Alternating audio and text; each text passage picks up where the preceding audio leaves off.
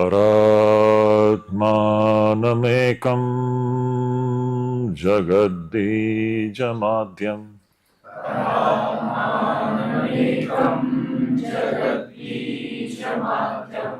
निरीहं निराकारमोङ्कारवेद्यं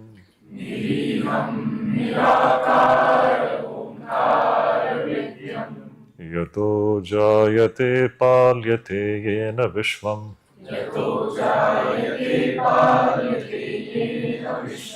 तमीशं भजे लीयते यत्र विश्वम्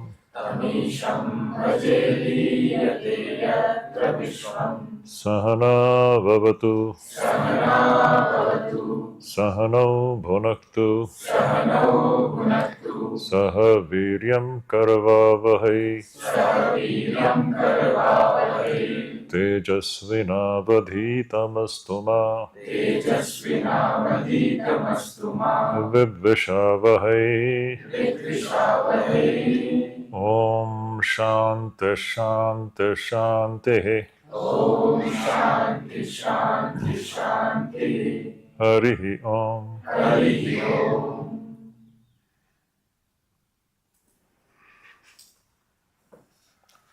तो आज के सवेरे के सत्र में हमने देखा, कुछ लोग सवेरे के सत्र को मिस कर गए, मोहित और लक्ष्मी। थोड़ा सा मैं संक्षेप में बता दूं कि हमने क्या डिस्कस किया था। तो हम 5वें प्रश्न के उत्तर को हम लोग देख रहे थे। 5वां प्रश्न था अनात्मा क्या है। और अनात्मा क्या है, जब हम अनात्मा की बात करते हैं तो उसमें सबसे प्रथम जो विचारणीय है, जो सबके लिए क्या कहें उसको, प्रत्यक्ष है, ऑब्वियस है, हमारा सो कॉल्ड अपना ही शरीर, स्थूल शरीर। ये स्थूल शरीर अनात्मा की सबसे स्थूल अभिव्यक्ति है। तो ये शरीर क्या है, तो ये अन्वेषणा है। और हमने देखा इस स्थूल शरीर में क्या है, मज्जा है, अस्थि है, मेद है, पल है, रक्त है, चर्म है, और उसके विभिन्न मुख्य अंग और उपांग है। और इस प्रकार इस स्थूल शरीर को विशद रूप से हमारे सामने रखने का जो मुख्य प्रयोजन ये है, ताकि हम थोड़ा सा भीतर झांक करके देखें कि क्या है, इसके अंदर क्या है, ये किस चीज से बना हुआ है। हम सतह पर इस शरीर को देख करके हम मोहित हो जाते हैं, है कि नहीं? ये बहुत बड़ी समस्या है कि नहीं? हमारे सारे समस्याओं का मूल ये जो बिल्कुल जो एक सुपरफिशियल दृष्टि जो है, जिसको हमने कल देखा, जिसको हम लोग कहते हैं 2mm व्यू। 2mm व्यू का मतलब है हमारे जो चमड़े वाला जो दृष्टिकोण है, हमारी दृष्टि सिर्फ चमड़े तक ही सीमित है।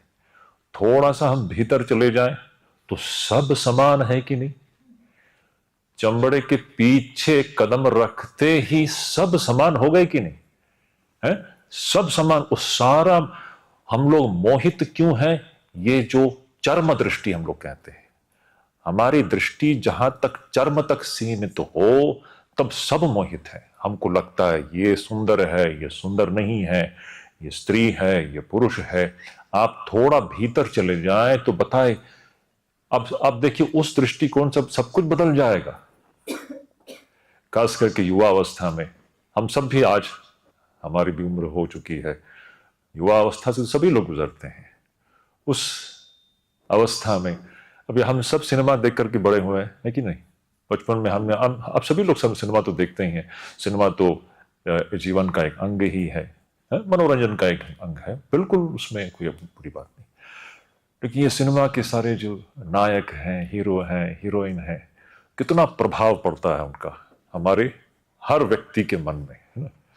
जब तक आप सिर्फ उसको सतह पर देखते हो, आप बहुत ही ज्यादा मोहित हो जाते हो, प्रभावित हो जाते हो। अगली बार जब अब इस दृष्टिकोण से आप सिनेमा देखोगे, अब दूसरे प्रकार से ही देखोगे, है कि नहीं है? आपको नजर आएगा, कुछ और ही नजर आएगा।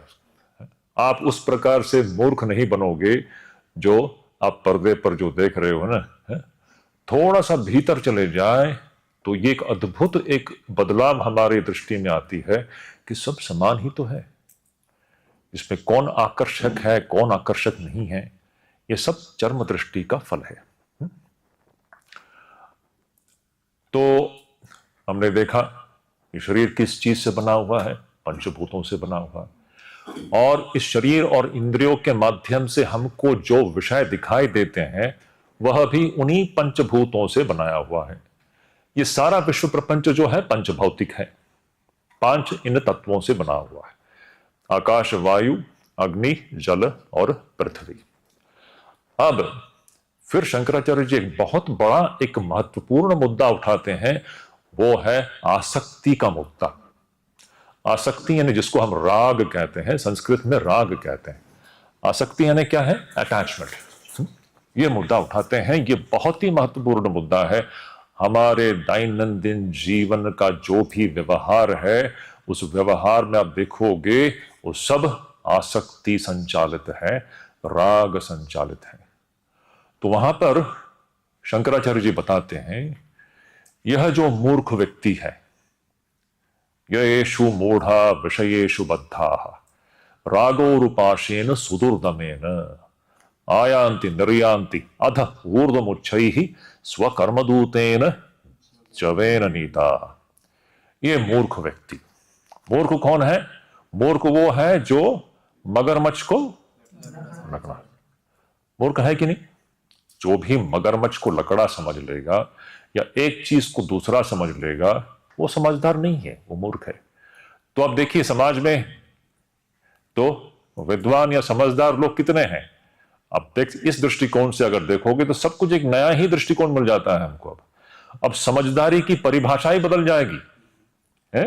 अब आज तक जिसको समझदारी समझ रहे थे वो सब क्या है? मूर्खता ही है। ये एक नई दृष्टिकोण है, शास्त्र से उत्पन्न होने वाली नई दृष्टिकोण है, जिसके द्वारा हमको यह समझ में आएगा सही समझदारी क्या है। आज तक हम जिसको समझदारी समझ रहे थे ये मूर्खता ही है। तो देखिए, तो कहते हैं ये जो मूर्ख व्यक्ति है, वो मूर्ख व्यक्ति कौन है? जो कि दूसरे विषयों में आबद्ध हो जाता है। और वो कैसे आबद्ध हो जाता है? वो बांधने वाला, आबद्ध होने के लिए रस्सी की आवश्यकता है। आपको अगर एक वस्तु को दूसरे वस्तु से बांधना हो तो रस्सी की आवश्यकता है। गाय को खूंटे से बांधना हो तो रस्सी की आवश्यकता है। हम इन विषयों से बंध जाते हैं। कैसे बंध जाते हैं? राग रूपी रस्सी के द्वारा हम बंध जाते हैं, आसक्ति रूपी रस्सी के द्वारा हम बंध जाते हैं।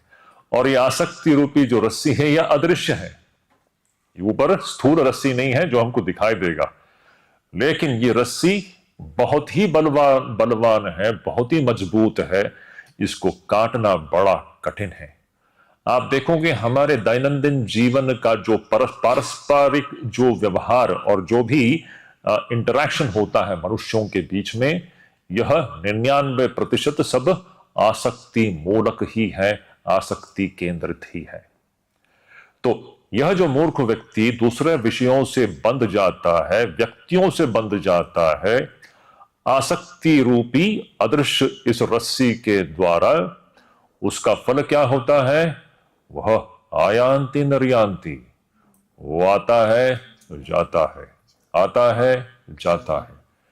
आता है जाता है का मतलब वो जन्म लेता है, फिर मरता है, फिर जन्म लेता है, फिर मरता है, और ये चलता ही रहता है।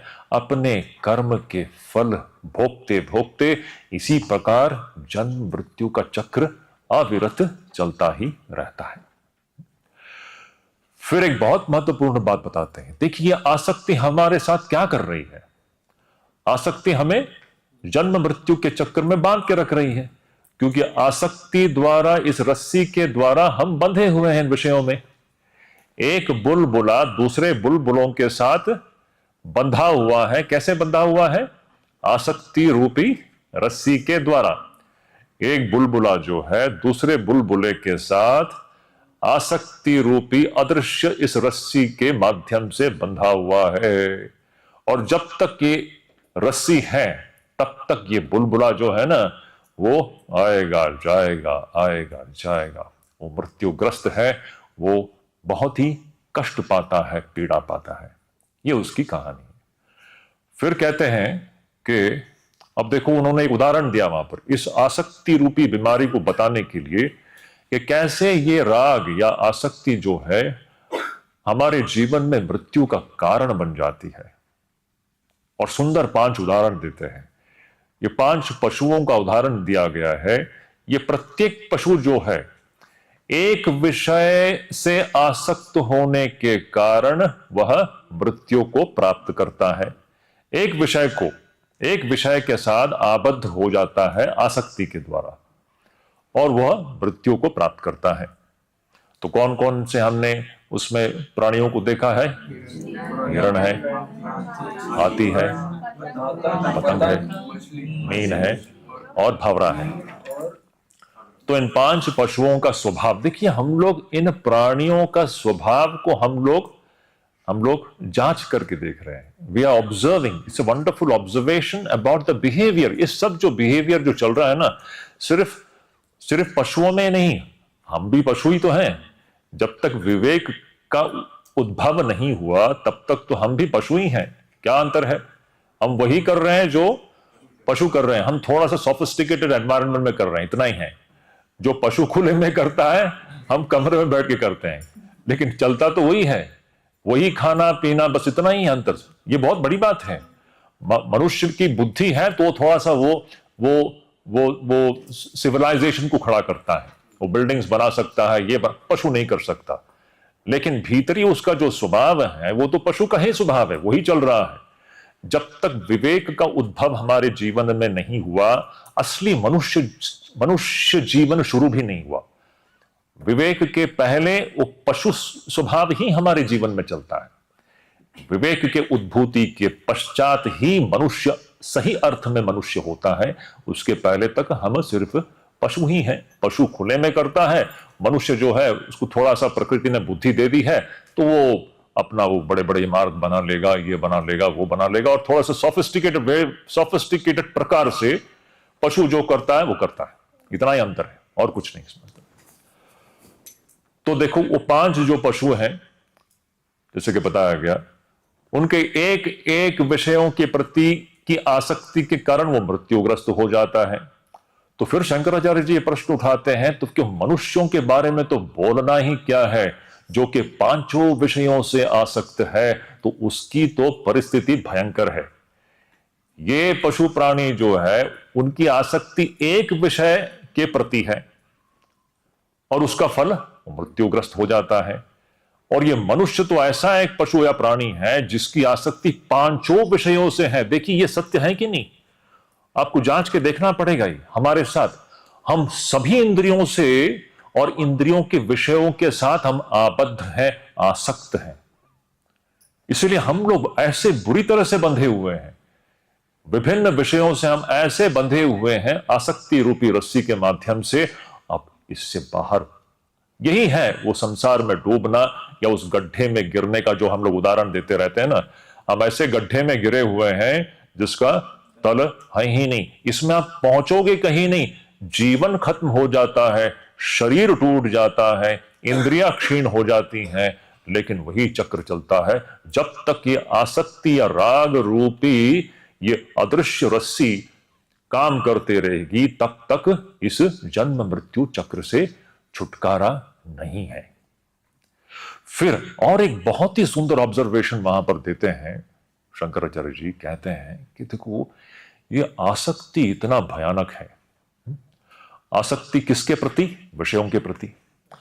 और ये विषय इतने विषाक्त हैं। विषाक्त मतलब जहरीला है, जहरीला है, इट्स पॉइजनस। ये विषय इतना जहरीला है। कैसा जहरीला है? तो उसकी तुलना काले नाग से की है। कोई काला सर्प है, नाग है, जहरीला काला नाग है, कोबरा जिसको हम लोग कहते हैं। तो हम लोग सभी लोग जानते हैं कोबरा अगर काट दे तो आदमी वहीं पर खत्म हो जाएगा, है ना।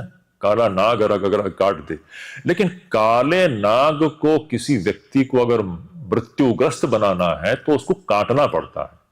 उसके विष को वो हमें काटेगा, हमारे शरीर को काटेगा, और उसका विष जब हमारे नसों में प्रविष्ट होगा तभी वो व्यक्ति मृत्युग्रस्त होगा। तो शंकराचार्य जी कहते हैं कि ये जितने भी विषय हमारे सामने आते हैं ये इतने विषाक्त हैं, काले नाग के विष से भी अधिक विषाक्त है। क्यों? काला नाग तो कोई अगर दूर हो, हमसे अगर कोसों दूर हो, तो उससे तो कोई व्यक्ति मरेगा नहीं। अगर मैं काले नाग के विष से अगर मुझे मरना हो तो उसे मुझे आकर के काटना पड़ेगा, तभी मरेंगे। वो कहते हैं लेकिन ये जितने भी विषय हैं ये विषय इतने जहरीले हैं कि वो दूर से ही हमें मार देती है। कितना सत्य है ये, दूर से ही ये विषय कैसे मार देती है। तो हमने एक उदाहरण देखा है, जैसे कि समाज में होता है पहली नजर में प्रेम है, होता है कि नहीं? पहली नजर में प्रेम, जिसको लोग इतना गर्व, अक्सर हमने देखा ना, लोग इतना गर्व करके बोलते हैं हाँ मेरा तो it was a how did we marry, oh it was a case of love at first sight. बहुत बहुत गर्व से कहते हैं, जैसे कि बहुत बड़ा तीर मार लिया है ना। वास्तविकता यह है कि अत्यंत ही मूर्खता का लक्षण है? और 2 mm व्यू के में फंस करके मगरमच्छ को लकड़ा समझ करके उसको लगता है कि उसने बहुत बड़ा तीर मार लिया है। मेरा तो लव एट फर्स्ट साइट है। दूर से ही किसी को देखा, उससे तो बातें भी नहीं ही, उसके पास भी नहीं गए, लेकिन वो चीज हमें मार देती है। ये बहुत बड़ी बात है, हमें सीखने की बात है, खास करके युवक युवतियों को। ये हमारे साथ हो रहा है। इसमें गुलामी है या स्वतंत्रता है? बताइए। ये आउटराइट गुलामी है। We are slaves to just something we are seeing and you are gone. आप इतने मजबूर हो क्या? प्रश्न ये है। हम क्या इतने कमजोर हैं? किसी चीज को दूर से देख लिया और आपकी नींद उड़ जाती है, आप बेचैन हो जाते हो, है ना। ऐसे प्रेम प्रसंग में तो वही होता है ना। कोई एक चीज देख लिया, वो व्यक्ति फिर घर जाकर के उसको फिर नींद नहीं, चैन नहीं। हो रहा है ना, यही हो रहा है ना। तो खास करके युवावस्था में यही होता है कि हमको ये सब बताया जा रहा है ताकि हम ये ऐसी गलती ना करें। हम इतने कमजोर नहीं हैं। इसमें से उसका जो सीखने की बात यह है कि मनुष्य जो है ना, अविवेक में कमजोर होता है। अविवेक के कारण हम गुलाम हो जाते हैं, अविवेक के कारण हम पराधीन हो जाते हैं। इसमें पराधीनता है कि नहीं? कैसे पराधीन, कैसे दीनहीन हो जाते हैं। वो साक्षात परब्रह्म है मनुष्य के रूप में, लेकिन अविवेक के कारण कितना पराधीन और दीनहीन हो जाता है कि नहीं। किसी एक ऐसे मनुष्य के मोह में पड़ करके आदमी क्या क्या नहीं करता। उसकी दीनता कहां तक जा सकती है हम कल्पना नहीं कर सकते।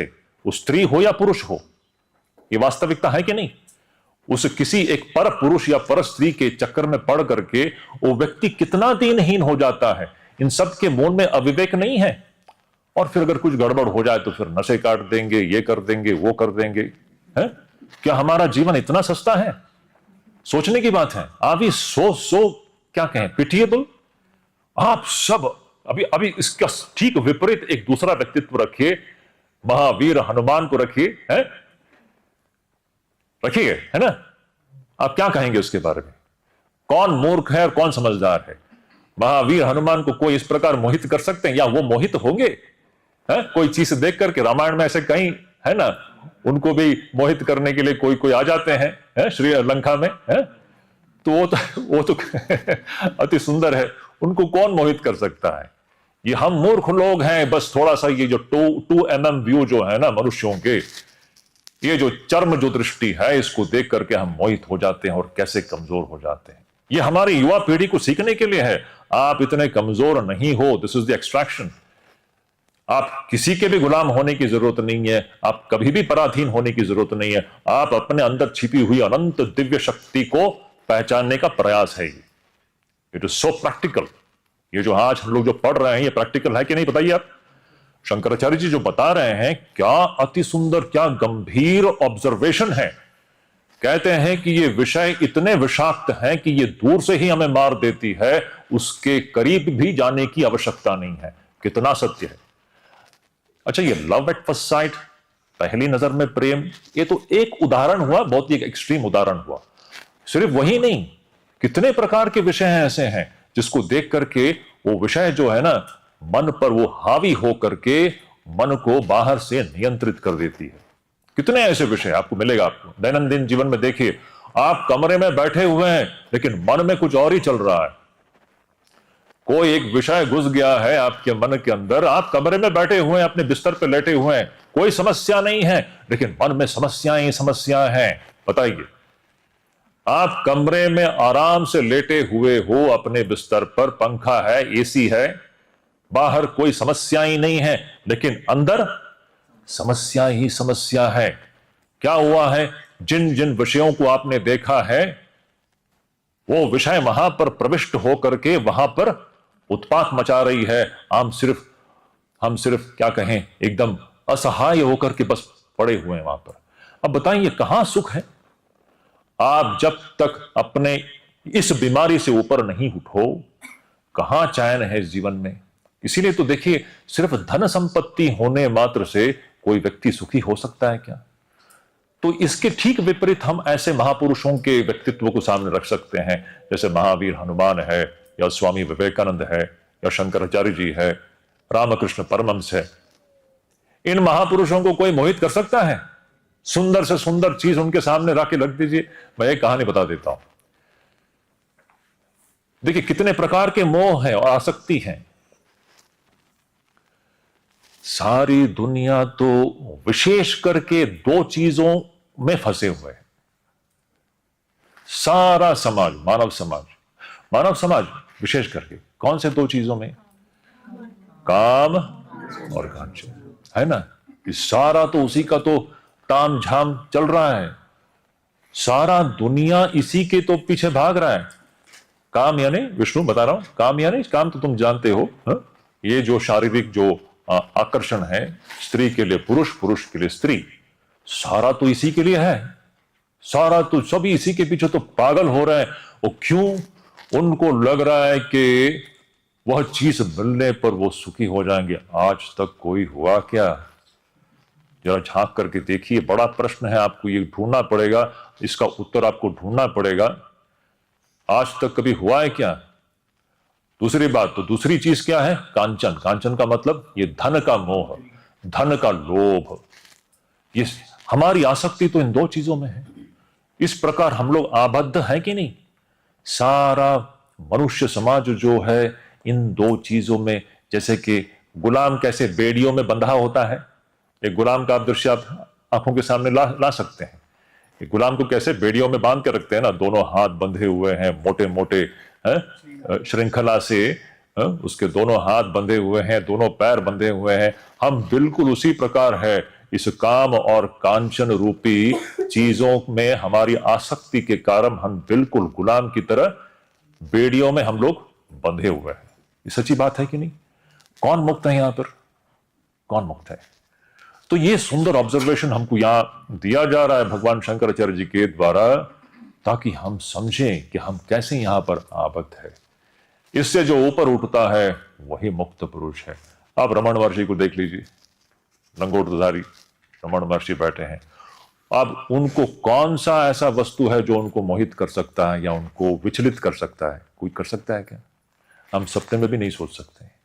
ऐसा होना ये हमारा जीवन का लक्ष्य है। समझ रहे हो?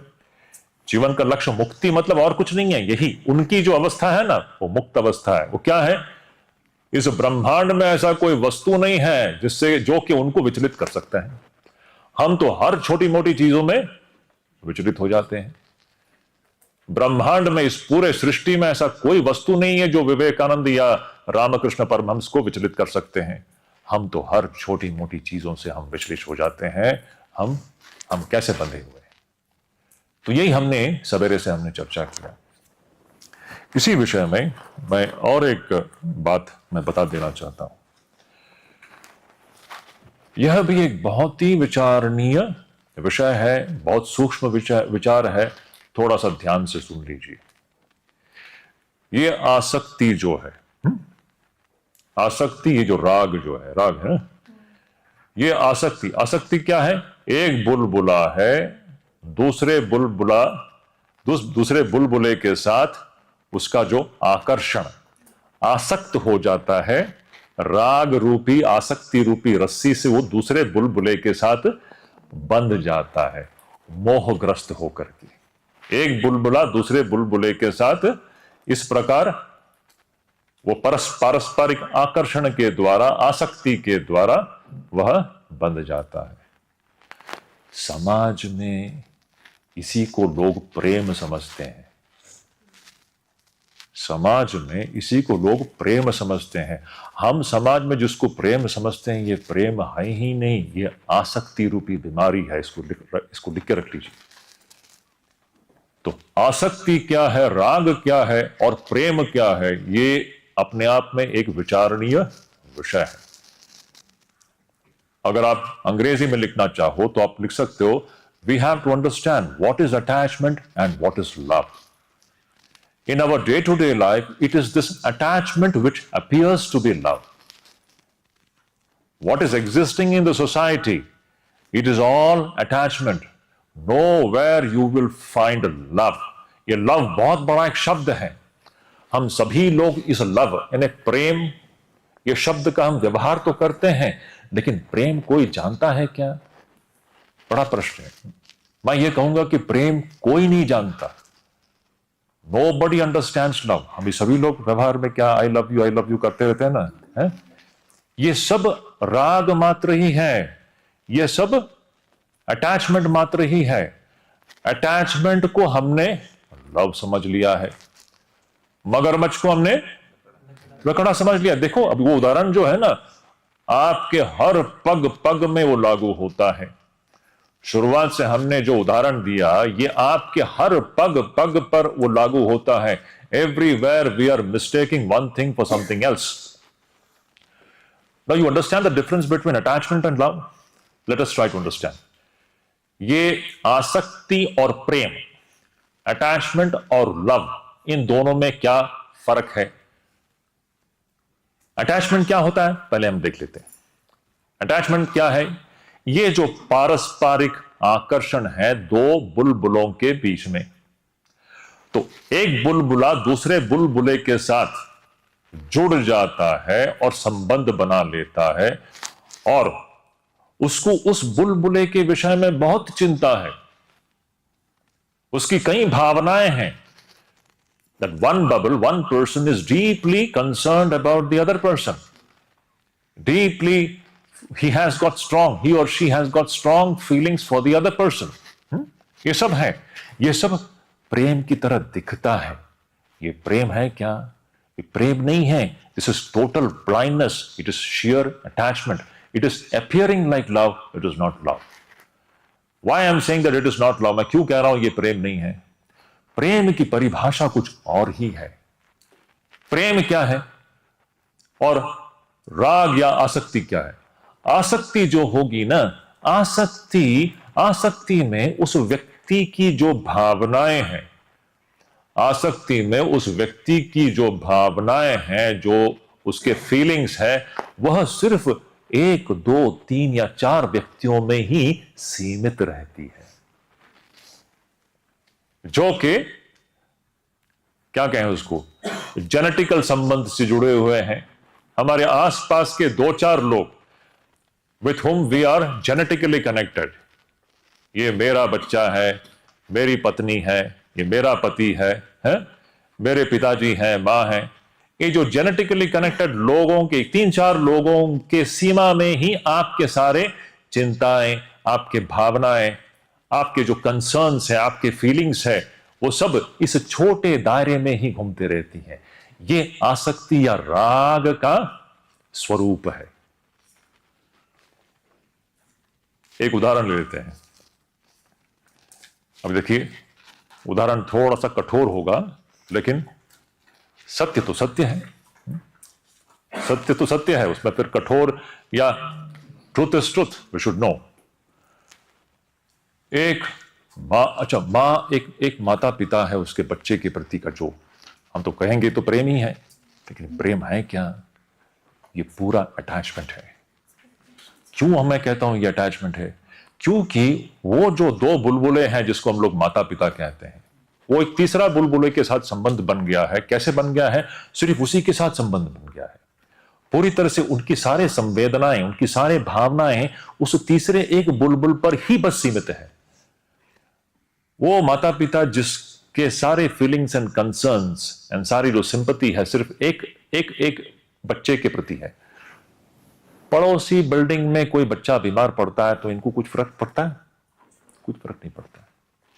उनके बच्चे को कुछ हो जाए तो बिल्कुल जान पे आती है। ये दिखता है प्रेम की तरह, ये प्रेम नहीं है, ये मोह है, ये एक अंधापन है, जहां पर आपकी भावनाएं और चिंता जो है ना एक, दो या तीन व्यक्तियों में ही सीमित है। अब इसके ठीक विपरीत मुझे बताइए प्रेम क्या है? आपको स्वामी विवेकानंद में क्या दिखता है, या शंकराचार्य में क्या दिखता है, या रमण महर्षि में क्या दिखता है? मुझे बताइए। उनकी भावनाएं, उनकी जो संवेदनाएं हैं किसी एक दो व्यक्ति तक ही सीमित है क्या? प्रेम वो चीज है जिसकी सीमा नहीं होती। आसक्ति या राग वो होता है जो सीमाबद्ध होता है, जिसमें आपके फीलिंग्स सिर्फ 3-4 लोगों तक ही सीमित होती है। उस सीमा के बाहर आपको ज्यादा फर्क नहीं पड़ता। विवेकानंद ऐसे क्यों हैं? पूरे मानव समाज के लिए आंसू बहाते हैं। सिर्फ मेरे बीवी, मेरे पति, मेरे बच्चे के लिए आंसू बहाता है क्या? स्वामी जी हमको क्या दिखता है, या शंकराचार्य ले लीजिए, ये सभी महापुरुष लोग, इसीलिए तो उनको महात्मा कहते हैं ना। उनके फीलिंग्स सबके लिए समरूप है। ये प्रेम है, इसको लव कहते हैं। हम जो लव, समाज में लव लव लव सभी लोग कहते हैं, आई लव यू कहते हैं कि नहीं? किसी को भी पता नहीं है लव क्या है। ये सिर्फ एक शारीरिक आकर्षण को लव समझ के बैठे हैं। पारस्परिक शारीरिक आकर्षण लव नहीं है। खास करके हमारे युवक और युवतियों को जान लेना चाहिए ताकि वो इस अंधकार में ना रहे, क्योंकि जीवन आगे, बहुत आगे जाना है आप लोगों को। पहले से जान लीजिए ये आसक्ति क्या है और प्रेम क्या है। प्रेम का शरीर के साथ कुछ लेना देना है ही नहीं। लिख के रख लीजिए, this are the points, this are the differentiations between attachment and love. Love has got nothing to do with gender attraction और physical attraction। ये जो opposite gender का जो attraction जो है, जो कि love के नाम पर चलती है समाज में, वो तो love है ही नहीं। वो तो सिर्फ मोह है, अंधापन है, आसक्ति है, दो बुलबुलों के बीच में का आकर्षण है। और आसक्ति और अटैचमेंट जो है ना, वो सब समय शरीर से ही उत्पन्न होती है। जब तक आप अपने आप को एक शरीर मानते हो, उस शरीर बोध से सिर्फ आसक्ति ही उत्पन्न होगी, प्रेम उत्पन्न नहीं होगा। लेकिन वो आसक्ति प्रेम की तरह दिखेगा, दिखता है वो प्रेम की तरह, लेकिन है प्रेम नहीं। इसीलिए देखिए, ये सारा जो पारस्परिक शरीर केंद्रित जो आकर्षण है, जो प्रेम की तरह दिखता है, इसका जो अंतिम परिणाम दुखद ही होता है। शुरुआत में आकर्षण बहुत मीठा लगता है, लेकिन बताइए ये जितना प्रेम प्रसंग है, ये जाकर के कहां समाप्त होती है? ये जो शुरुआत में जो मीठा लगता है, 6 महीने के बाद सब कड़वा हो जाता है कि नहीं? ये मिठास सिर्फ प्रेम कभी कड़वा नहीं हो सकता। प्रेम क्या समझ रहे हैं आप? आसक्ति शुरुआत में मीठा दिखता है, लेकिन उसकी परिणति जो है, परिणाम जो है, वो कड़वा ही होगा। वो अंत उसका कड़वाहट में होगा। वो मीठा सिर्फ 2 मिनट के लिए। प्रेम अनंत काल तक मीठा ही रहेगा, क्योंकि प्रेम शरीर के साथ प्रेम का कोई संबंध नहीं है। अच्छा, प्रेम की उत्पत्ति स्थान कहां से है? अब ये दूसरा प्रश्न है। प्रेम उत्पन्न कहां से होता है? Real love. मैं उदाहरण दे देता आपको, बहुत सुंदर है। एक बुलबुला है, वो अपने आप को बुलबुला समझ रहा है और दूसरे बुलबुले के साथ आकृष्ट हो रहा है। ये प्रेम की तरह दिखता है, ये तो सिर्फ आसक्ति है, क्योंकि सीमित है। जो भी सीमित होगा वो प्रेम नहीं हो सकता। लिख के रख लीजिए, प्रेम की कोई सीमा नहीं है। प्रेम की कोई सीमा नहीं हो सकती। वो ऐसा नहीं। हाँ, तो फिर ये एक बुलबुला है, उसका दूसरे बुलबुले के साथ जो आकर्षण है, ये प्रेम सा दिखता है, लेकिन ये प्रेम है ही नहीं।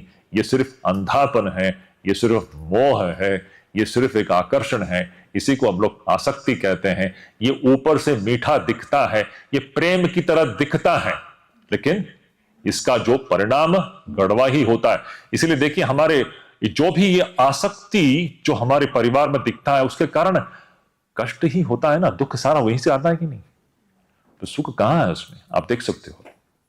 अब तो कहने का मतलब है, ये एक व्यक्ति दूसरे व्यक्ति से आकृष्ट होकर के जो दिखता है प्रेम की तरह, ये आसक्ति है। और इसकी उत्पत्ति स्थान शरीर है, शरीर का आकर्षण और शरीर का संबंध, देह संबंध, जिसको हम लोग अंग्रेजी में कहने जाओ तो जेनेटिक्स।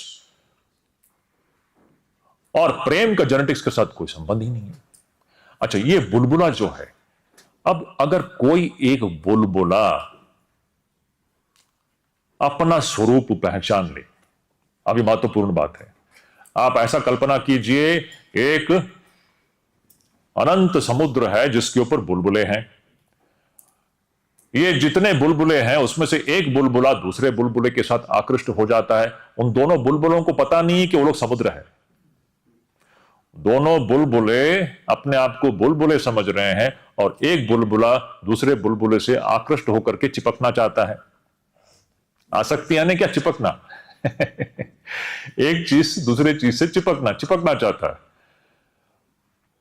अब इस एक बुलबुले को अगर समझ में आ जाए कि मैं तो बुलबुला हूं ही नहीं, मैं तो वो अनंत समुद्र हूं, अब उसकी संवेदनाएं, उसकी भावनाएं क्या किसी एक बुलबुले के लिए सीमित होगी क्या?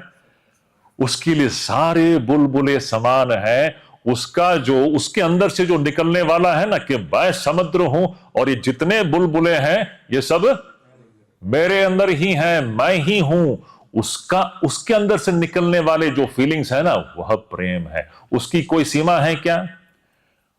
उसकी चिंताएं, उसकी भावनाएं, उसके कंसर्न्स, उसके फीलिंग्स किसी एक या दो बुलबुले तक सीमित नहीं रहेगा। उसके लिए सारे बुलबुले अपने हैं, सब मेरे अपने हैं, सब समान होगा। उसका जो फीलिंग्स है ना, सब की ओर समान रूप से जाएगा। वो शरीर से संबंधित होने के कारण नहीं, ये मेरा बच्चा है ऐसा होने के कारण नहीं, उसके लिए सारे बच्चे मेरे बच्चे हैं। ये प्रेम है। उसका शरीर के साथ कोई लेना देना ही नहीं है, ना ही ये जो लैंगिक आकर्षण के साथ कोई लेना देना नहीं है।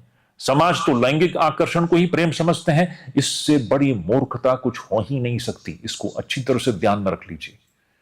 प्रेम अलग ही चीज है। प्रेम तब आएगा जब आप जानोगे मैं वो सच्चिदानंद आत्मा हूं, जो वह जानता है वो सबको समरूप से वह।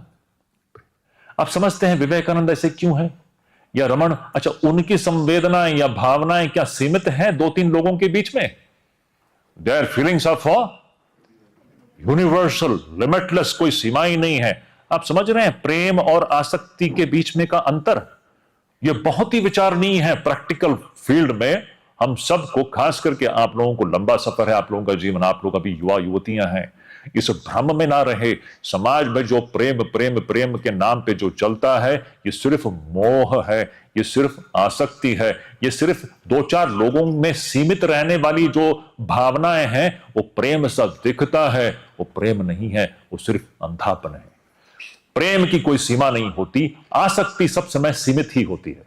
लिख के रख लीजिए, आसक्ति जो है, attachment is always limited to a few people around you. Love has got no limitations, and love is not genetic. It has got nothing to do with blood relationship. It has got nothing to do with the opposite gender attraction, sexual attraction. Sexual attraction is not at all love. Please note it down. सभी लोग तो भ्रमित हैं। सभी लोग समझ रहे हैं ये प्रेम प्रेम है, प्रेम है। ये प्रेम है ही नहीं, ये सिर्फ मोह है, ये सिर्फ एक अंधापन है। उसका परिणाम सिर्फ कड़वा ही होता है, दुख ही होगा, पीड़ा ही होगा। इसलिए कोई भी देखेंगे, जब ये कोई भी लैंगिक आकर्षण से जो आगे बढ़ते हैं, शुरुआत में बहुत ही मीठा लगता है? और उसके पश्चात कुछ ही समय में सारे मिठास है कि नहीं? तो ये बहुत ही एक महत्वपूर्ण मुद्दा है, हमें समझ लेना चाहिए। आप लोग अभी छोटे हो, तो जैसे पहले मैंने कहा, सिनेमा, अगली बार जब सिनेमा देखोगे, हीरो हीरोइन के बीच में जो चलता है ये नाच गाना उछलना कूदना है, आपको समझ लेना चाहिए ये प्रेम है या मूर्खता है, मोह है। आप देखिए उसको, लेकिन जानिए ये मोह है, ये प्रेम नहीं है। इस भ्रम में मत रहिए। ये जो लैंगिक आकर्षण के नाम पे जो चलता है, जिसको हम प्रेम प्रेम कहते हैं, ये प्रेम नहीं है, ये सिर्फ एक मोह है, ये शारीरिक आकर्षण है, यही राग है जिसके कारण हम बंध जाते हैं, बंधते हैं। अब इस बंधन में हम सभी लोग पड़े हैं, है कि नहीं बताइए? इस बंधन से ऊपर उठना यही हमारे जीवन का लक्ष्य है। So let us be wise. See हम क्यों पढ़ रहे हैं इसको? ये थियोरेटिकल है क्या बताइए? कितना डाउन टू अर्थ प्रैक्टिकल है बताइए? कितना खतरे से हमें बचा रही है ये? कोई शंका?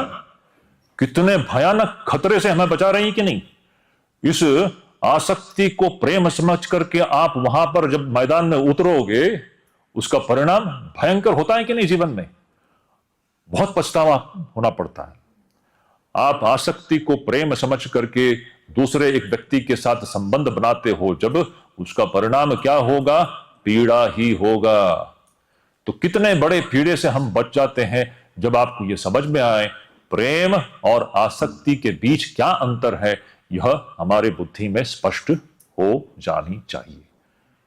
What is love and what is attachment? Simple point. Attachment is always limited to a few people around you. You don't feel the same way for others. You only feel for my son, my husband, my wife. दिखता है प्रेम की तरह, ये प्रेम नहीं, अंधापन है। प्रेम की कोई सीमा नहीं होती, और प्रेम कोई शारीरिक, क्या कहें, जेनेटिक रीजंस की वजह से नहीं होता।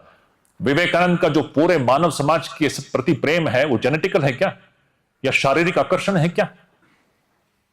क्या है वो? आत्मा से उत्पन्न होने वाला जो चीज है वही प्रेम होता है।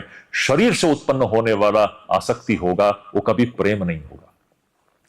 शरीर से सिर्फ आकर्षण, यह आकर्षण ही तो आसक्ति है, यही मोह है। यह पारस्परिक आकर्षण जो है, यह प्रेम की तरह दिखता है, यह प्रेम नहीं है। तो मुख्य बात, यह प्रेम और जो आसक्ति के बीच का जो अंतर है, प्रेम असीम है और आसक्ति सीमित 3-4 लोगों के अंदर ही उसकी सीमा होती है, उसके बाहर उसका कोई, हम वहीं पर बंधे रहते हैं। हमारे एक बहुत बड़े महात्मा हो गए हमारे रामकृष्ण मिशन में, आप लोगों ने सुना होगा स्वामी रंगनाथानंद जी महाराज, बहुतों ने सुना होगा।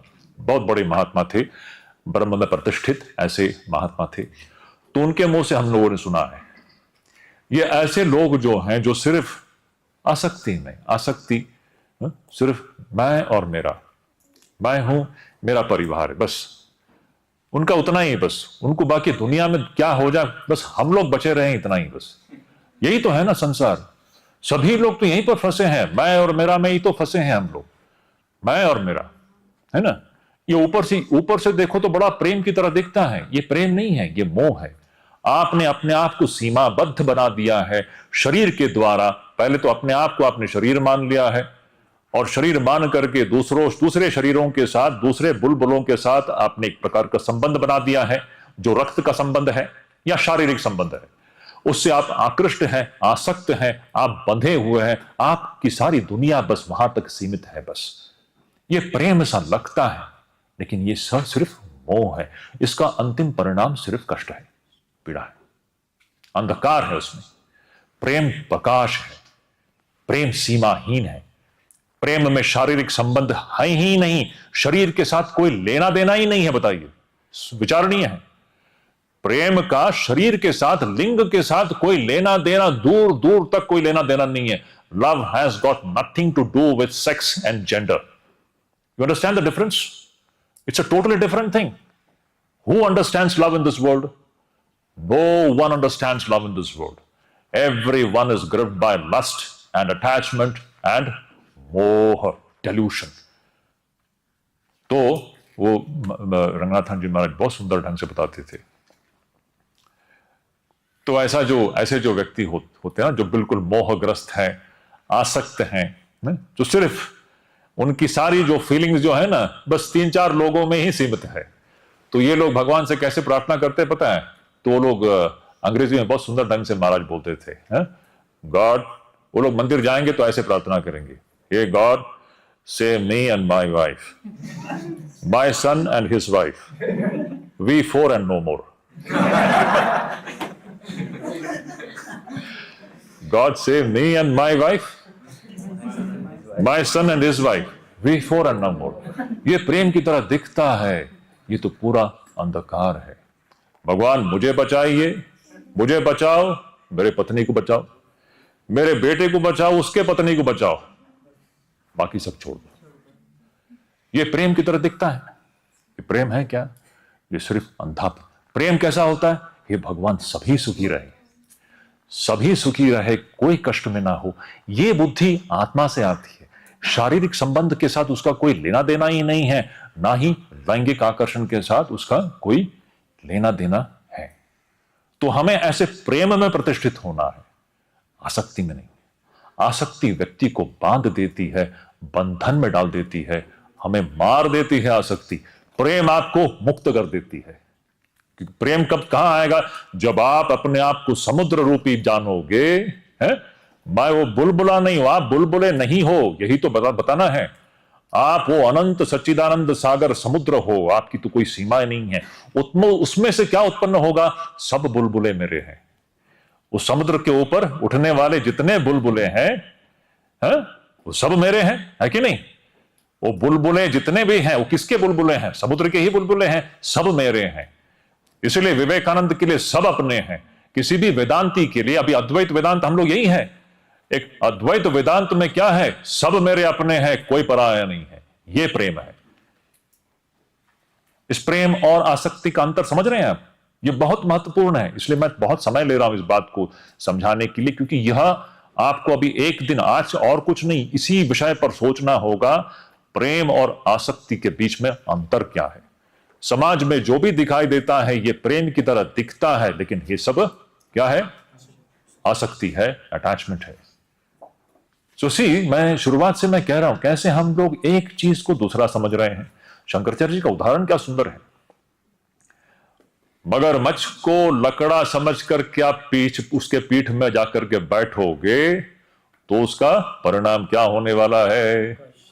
उसी प्रकार आसक्ति को प्रेम समझ करके आप चलोगे आगे, उसका परिणाम सिर्फ दुख ही होगा कि नहीं? बताइए मुझे, पीड़ा ही होगा कि नहीं?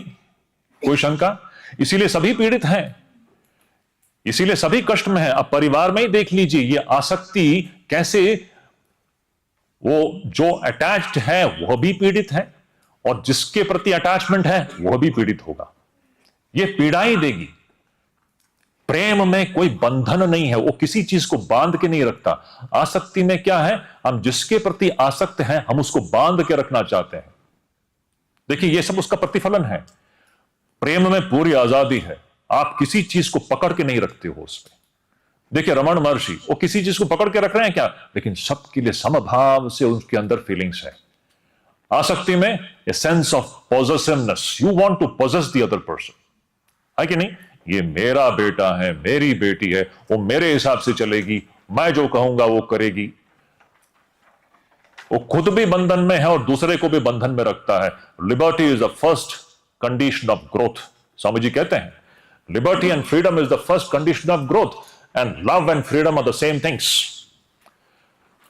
हम जिस मुक्ति की बात कर रहे हैं वो इस प्रकार के प्रेम से आएगा। आसक्ति ठीक विपरीत है। आसक्ति बंधन का कारण है, लव विल लिबरेट। ऐसा कोई लव हमको दिखाई देता है लिबरेट करने वाला समाज में? ये सब सिर्फ आसक्ति मात्र ही है जो बंधनकारी है। इसको हम कितने प्रकार से सोच सकते हैं। एक बुलबुला है, वो अपने आप को बुलबुला ही समझ रहा है, कभी भी टूट सकता है। वो खुद असुरक्षित है और दूसरे बुलबुले से आकृष्ट होता है। पारस्परिक आकर्षण है। वो दूसरा बुलबुला भी कभी भी टूट सकता है। दोनों बुलबुले असुरक्षित हैं। असुरक्षितता के भाव से दोनों ग्रस्त है और दोनों को लगता है कि हम एक साथ आ जाएं तो हम सुरक्षित हो जाएंगे। यह है कि नहीं हमारे जीवन की सच्चाई? यही है ना हमारे जीवन की सच्चाई। हम एक एक बुलबुला दूसरे बुलबुले को पकड़कर चिपक करके उसको लगता है कि हम बिल्कुल सुरक्षित है। सुरक्षित है क्या? दोनों भी टूटने वाले हैं, उनको पता है। लेकिन फिर भी जैसे कि है ना, वो एक प्राणी है, एक पशु है, कहते हैं कि वो पशु जब भी कोई खतरा महसूस करता है तो जाकर के मिट्टी में अपने मुंह को घुसा देता है। कौन सा है? ऑस्ट्रिच है ना, ऑस्ट्रिच। हाँ, ostrich does that exactly. Ostrich का ये स्वभाव है, वो जब भी खतरा महसूस करेगा ना, वो जाकर के मिट्टी खोद करके उसमें अपना मुंह घुसा देगा और उसको लगेगा कि मैं सुरक्षित हूं, खतरा पीछे ही है। इन सभी बुलबुलों का स्वभाव इसी प्रकार है। देखिए, ये एक बहुत ही गहन ये ऑब्जर्वेशन है, ये हमारे साथ हो रहा है, कोई डाउट है? सब असुरक्षित है, लेकिन हम दूसरों का हाथ पकड़ करके हमको लगता है कि पति पत्नी को पकड़ करके उसको लगता है कि हां थोड़ा सा मैं सुरक्षित हूं, पत्नी को लगता है कि मैं पति के साथ रह करके मैं सुरक्षित हूं। सच्चाई यह है, दोनों भी उतना ही असुरक्षित है। उनकी असुरक्षितता कभी जाएगी क्या? एक दिन फिर वो पति रूपी बुलबुला टूट जाएगा, तब वो रोएगी, या एक दिन पत्नी रूपी बुलबुला टूट जाएगी, तब ये रोएगा। बच्चों को पकड़ के हमको लगता है हम सुरक्षित है। सब इसी प्रकार है। जब तक बुलबुला अपने सत्य स्वरूप को नहीं जानेगा कि मैं वो अनंत समुद्र हूं, तब तक इन समस्याओं का हल समाधान नहीं है। आप यहां पर कुछ भी कर लीजिए, आप समझ रहे हैं?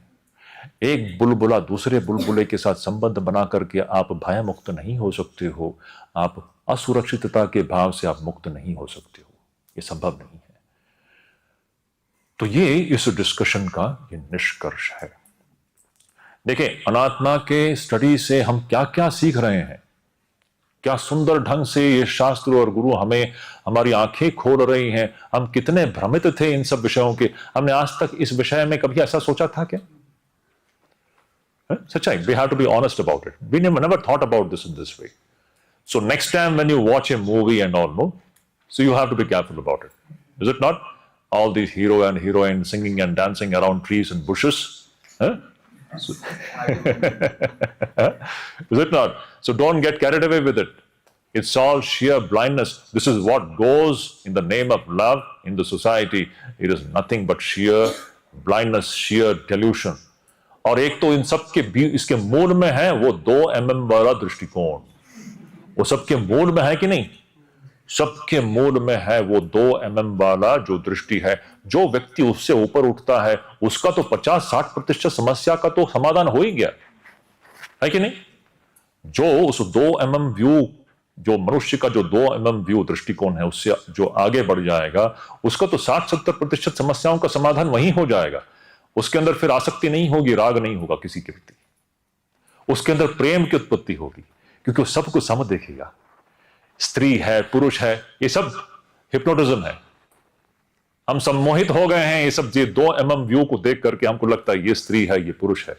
आप 2 mm व्यू के पीछे चले जाइए, आपको सब सम दिखाई देगा, तब आपके फीलिंग सबके लिए सम होगा। वो शरीर केंद्रित नहीं होगा, लिंग केंद्रित नहीं होगा, जैसे विवेकानंद में होता है या रमण महर्षि में होता है या शंकराचार्य जी में होता है। क्या अंतर है? अभी देखिए, इन लाइफ को पढ़ना जरूरी है। हम क्यों इनको हीरो मानते हैं? ये उनकी दृष्टिकोण है। वो कहीं बंधे हैं क्या? हम तो बिल्कुल गुलामों की तरह एकदम बेड़ियों से बंधे हुए हैं कि नहीं?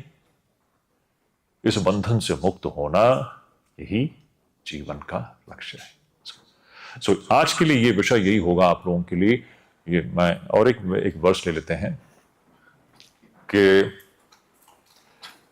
राग क्या है, प्रेम क्या है, what is attachment and what is love, what is the difference between two. Don't confuse these two things. In society, what appears as love is actually attachment. It kills us, it binds us, it is limited. Love is limitless. It has got nothing to do with gender. It has got nothing to do with physical attractions. It has got nothing to do with genetics. Love emerges from Atman. Attachment emerges from body idea. Body idea, I am a man, I am a woman. From there, all attractions proceed. It is this attraction which appears as love. This is not love, this is attachment. So attachment proceeds from body idea, love proceeds from the Atman idea. है? You understand? अब ऐसा love किसको पता है इस समाज में? वो विवेकानंद, शंकराचार्य जैसे ऐसे विरल महापुरुषों को ही पता है लव क्या है।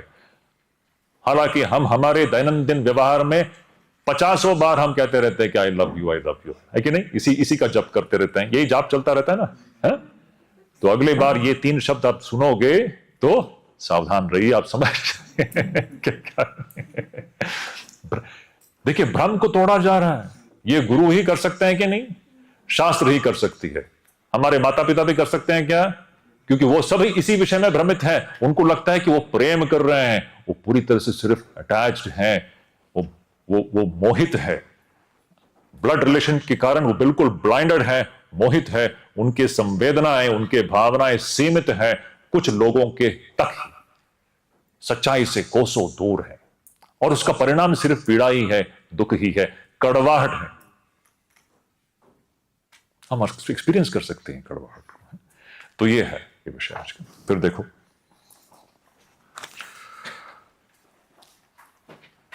क्या सुंदर, मुझे ये वर्ष इतना पसंद है, मैं मुग्ध हो जाता हूं। पता नहीं ये जो कौन सा पता है, 77 वाला वर्ष नंबर 77 जो है ना, क्या है जरा एक बार पढ़ लीजिए आप लोग।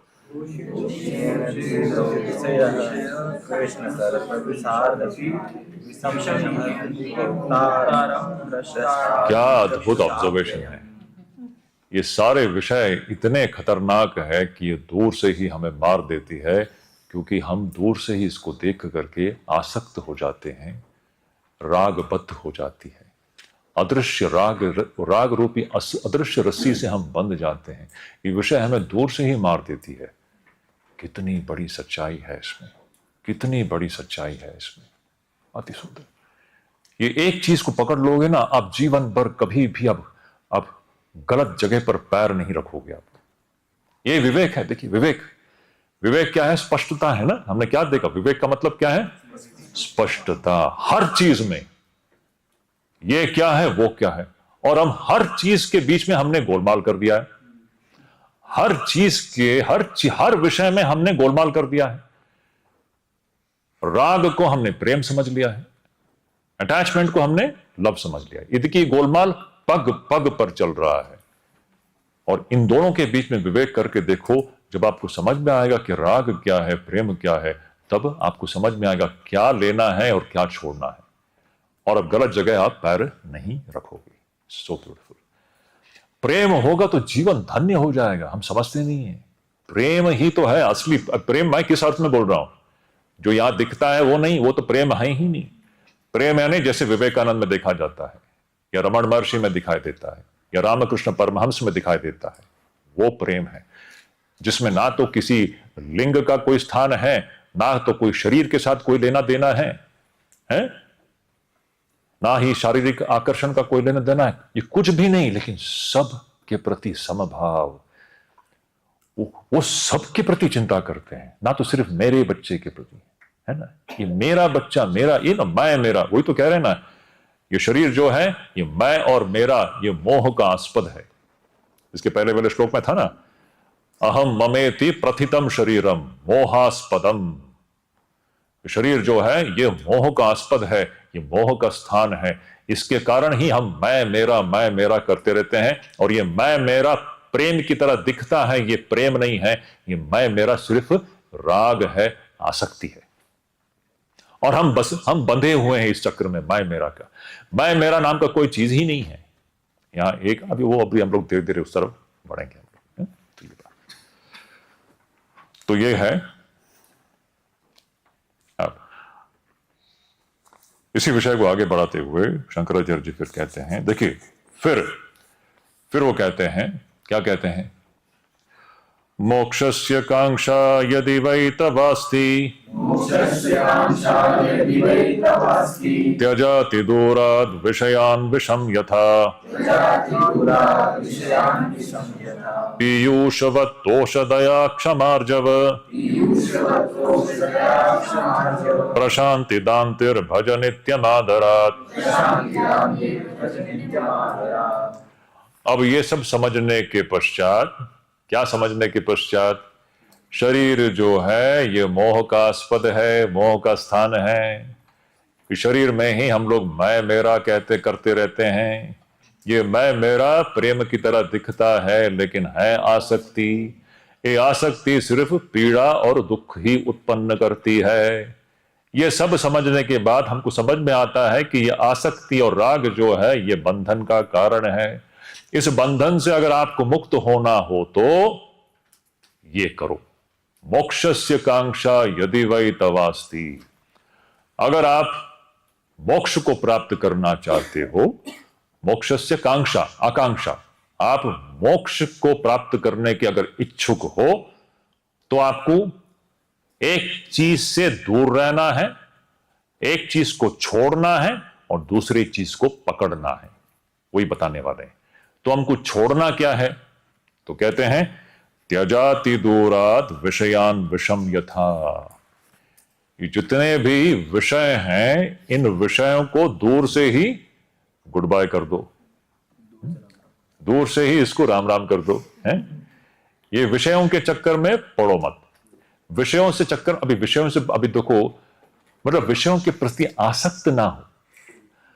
आसक्ति रहित भी तो हम इन विषयों से, अभी क्या हम लोग क्या विषयों को हैंडल नहीं कर रहे हैं क्या? विषयों को तो हैंडल करना है। अभी विषयों को छोड़ना यानी कहीं भागना नहीं है, आसक्ति रूपी रस्सी को काटना है।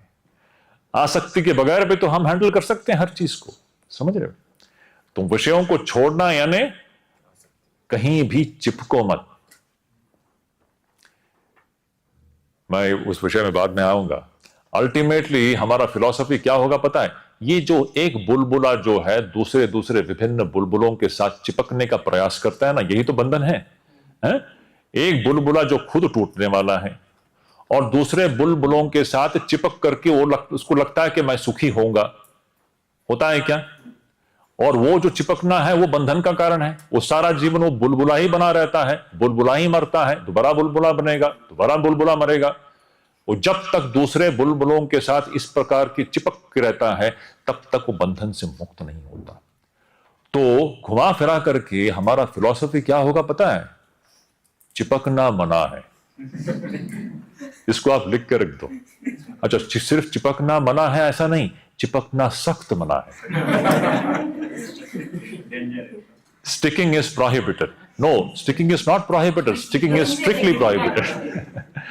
ये आपके नोटिस बोर्ड में रख दो, आप आपके कमरों में इसको लिख करके रख दो कि अल्टीमेटली फिलॉसफी ये होगा कि चिपकना सख्त मना है।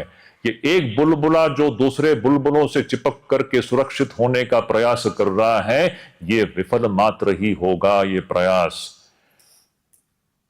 इसलिए भगवत गीता में भगवान कृष्ण यही समझा रहे हैं अर्जुन से, सबके बीच में रह, अपना कर्तव्य का पालन कर, अपना जो करनी है वो कर, लेकिन किसी से चिपक मत। संगम त्यक्त्वा संगम त्यक्त्वा संगम त्यक्त्वा। दर्जनों बार भगवान कृष्ण यही कह रहे हैं, अनासक्त होकर के काम कर। अनासक्त होना यानी चिपक मत, किसी से चिपक मत। तो अल्टीमेटली फिलॉसफी प्रैक्टिकल एप्लीकेशन इस दृष्टिकोण का यह होगा कि चिपकना सख्त, स्टिकिंग इज स्ट्रिक्टली प्रोहिबिटेड। ये आपका जो स्टडी टेबल होगा, आपका जो रूम होगा, स्टडी रूम होगा आपके घरों में, वहां पर बड़े अक्षरों में लिख के रख दो, स्टिकिंग इज स्ट्रिक्टली प्रोहिबिटेड। आपके माँ बाप पिताजी वो लोग भ्रम में पड़ जाएंगे, क्या लिख के रखा है? उनको तो पता नहीं है क्या लिख के रखा है? उनको नहीं पता, उनके लिए है? उनको नहीं पता, उनके लिए भी है। उनके लिए भी है, उनके लिए ज्यादा है। आप लोग तो अभी भी उस समस्या में पैर रखे नहीं हो, रखने वाले हो, सावधान हो जाएगी। है नहीं, ये देखिए, ये आगे आपका जीवन है। ये छोटी बात नहीं, बहुत बड़ी बात है।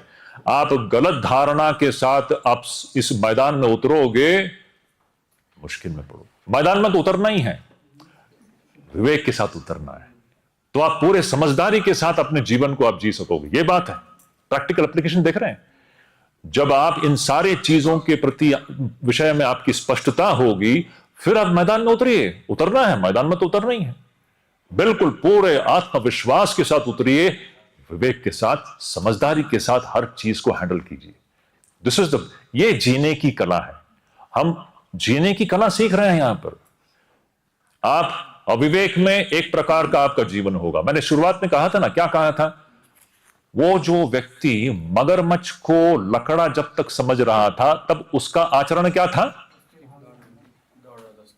अब जब उसको पता चला कि ये लकड़ा नहीं है, मगरमच्छ है, अब उसका आचरण क्या है? अब समझदारी आ गई ना, अब वो समझदारी से उसको हैंडल कर रहा है। जब विवेक आ गया तो व्यक्ति क्या है, पूरे समझदारी के साथ हर चीज को हैंडल कर सकता है। और ये जो विवेक है ना, ये पग पग पर हर विषय में लागू होता है। हम कितने विषय देखें ना अब तक, हर चीज में कैसे हम एक को दूसरा समझ करके बैठे हैं। ये चल रहा है, अभी तो शुरुआत है, अभी बहुत कुछ आने वाला है आगे। उसमें से ये बहुत बड़ा एक महत्वपूर्ण मुद्दा है, प्रेम क्या है, आसक्ति क्या है।